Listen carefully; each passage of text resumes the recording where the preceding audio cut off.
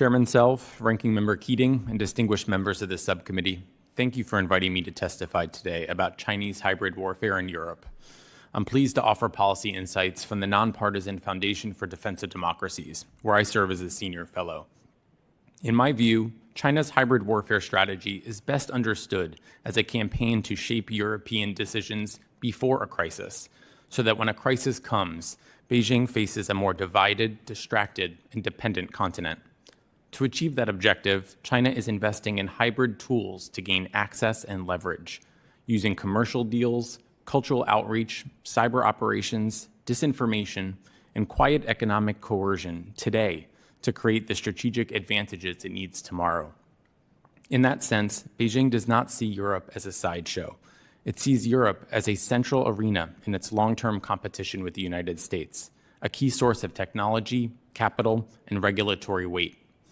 If Beijing can blunt or break transatlantic resolve, it can improve its chances of prevailing in future fights over Taiwan, global standards, or sanctions, because any US-led response will be slower, narrower, and easier for China to circumvent. On the ground, China's hybrid campaign in Europe falls into three lines of effort: penetration, prepositioning, and pressure. Penetration targets Europe's networks, politics, and information space through state-backed hacking, united front and party-to-party ties, and norm-shaping tools such as Confucius Institutes and loosely regulated research partnerships. Prepositioning embeds Chinese firms in ports, logistics hubs, telecom networks, data centers, and renewable energy supply chains, creating strategic dependence by design. And then comes pressure. Informal trade blockages, counter-sanctions, and threats to market access when European states cross Beijing's political red lines. All of this is happening while China acts as a lifeline for Russia's war machine and its broader hybrid assault on Ukraine and NATO.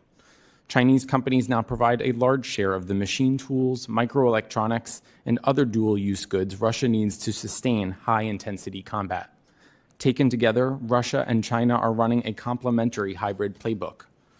Moscow relies on overt aggression and crude disinformation.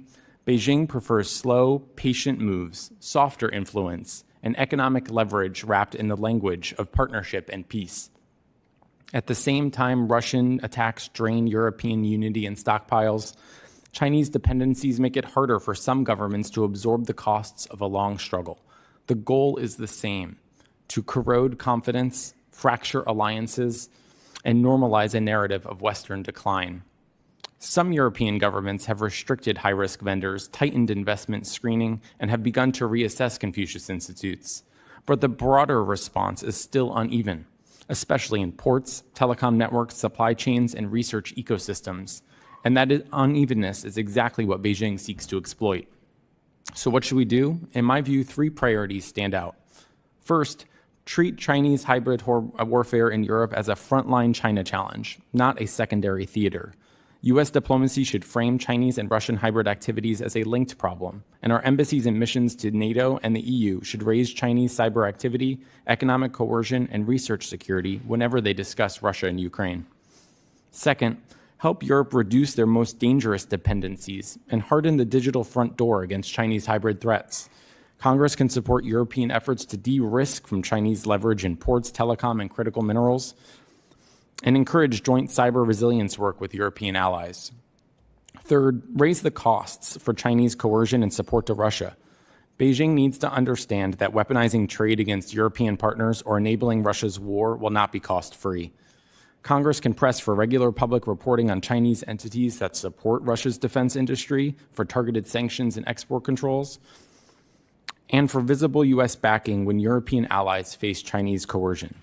At the end of the day, this is about more than troops and tanks. It's about who controls the ports, platforms, pipelines, and public narratives that shape Europe's choices in a crisis.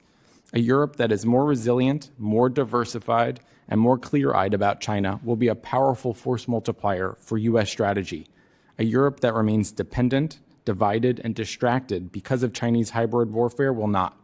On behalf of the Foundation for Defense of Democracies, I thank you again for inviting me to testify today.